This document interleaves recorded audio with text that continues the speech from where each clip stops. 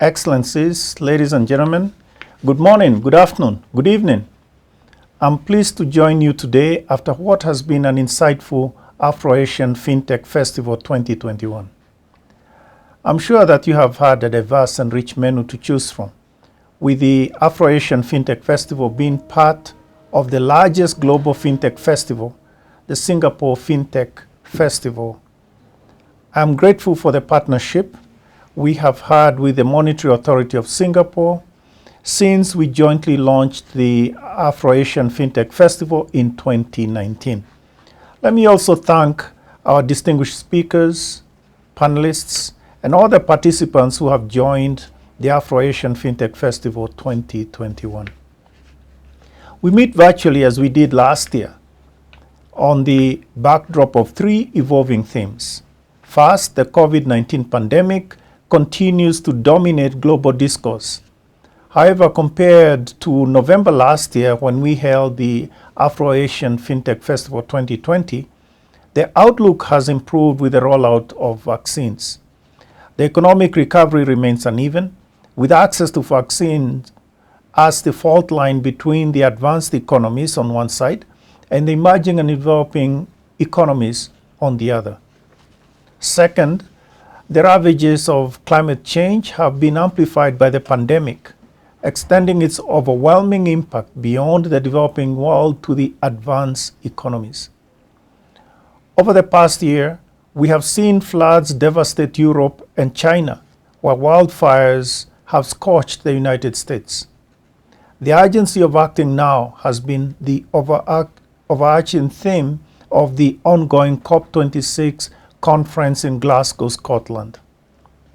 A flurry of reports released in the lead up to COP26 have the existential threat of climate change ranging from the meltdown of mountain glaciers in Africa to over 100 million people slipping into poverty by 2030.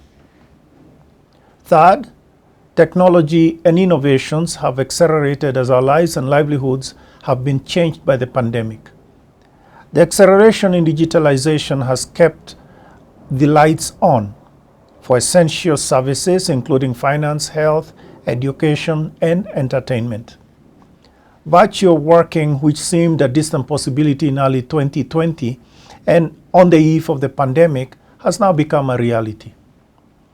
Against this backdrop, we have over the last week been part of the Singapore FinTech Festival, together with thought leaders, experts, practitioners, and the fintech community from across the globe.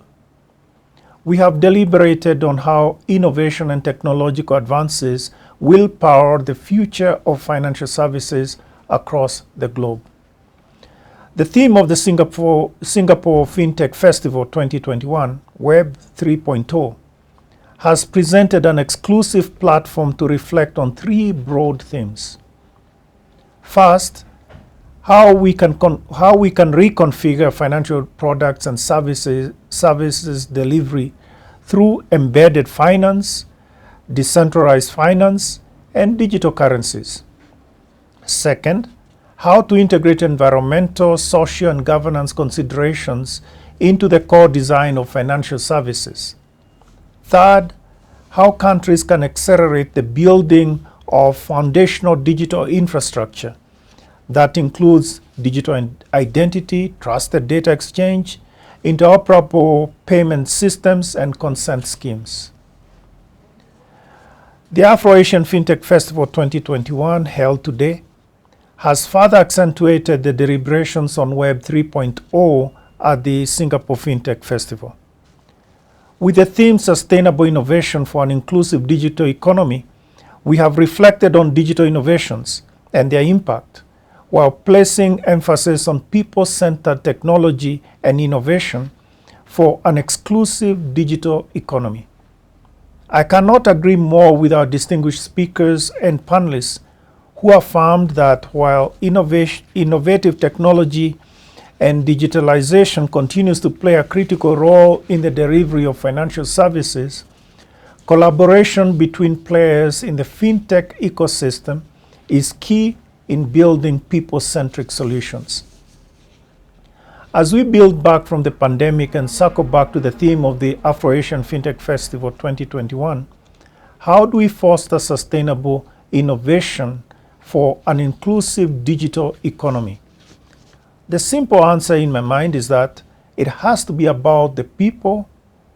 People have to remain at the center and heart of it. Let me elaborate my answer with 3 pillars. The first pillar is people centricity.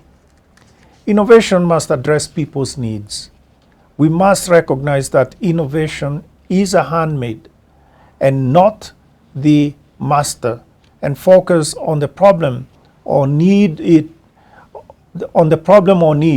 seeks to solve, rather than the allure of the technology.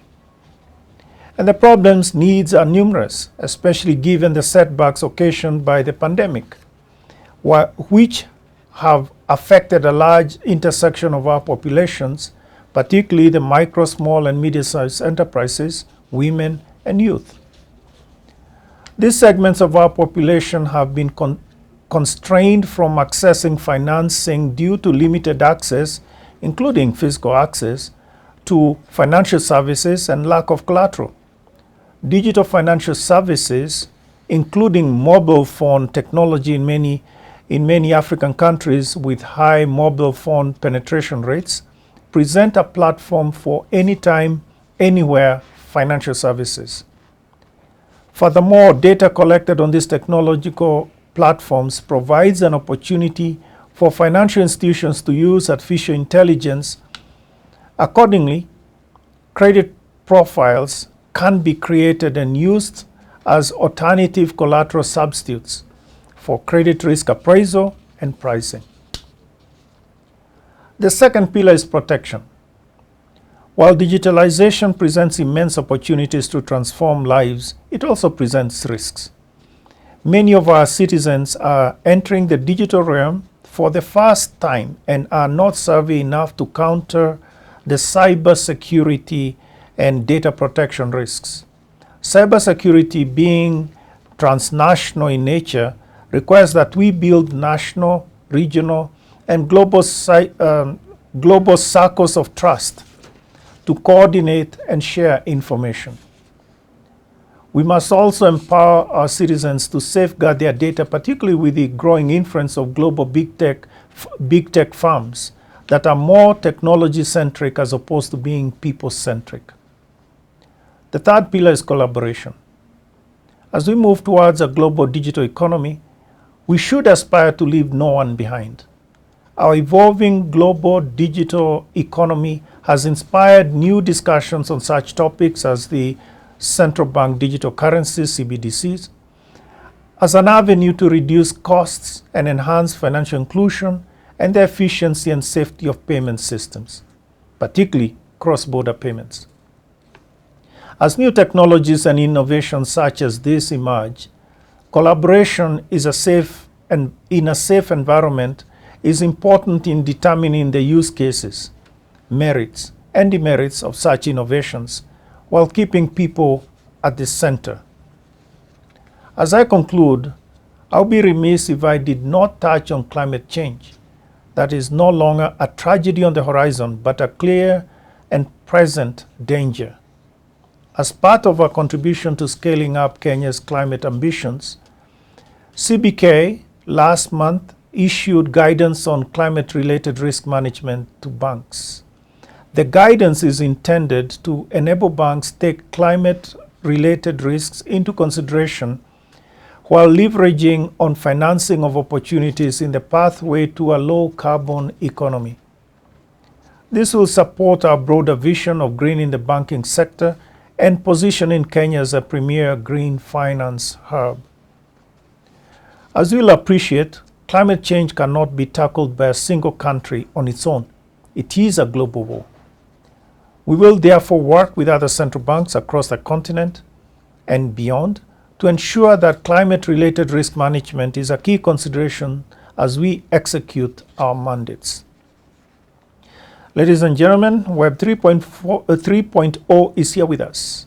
Innovations and technology are evolving as fast as humanity is. As we seek to harness the next phase of technology to serve people better, let us seize the opportunities today and work towards shared prosperity for our citizens while safeguarding our planet. I hope the ideas you have picked during this festival will come to fruition in the period ahead. And I look forward to seeing you next year. Thank you very much.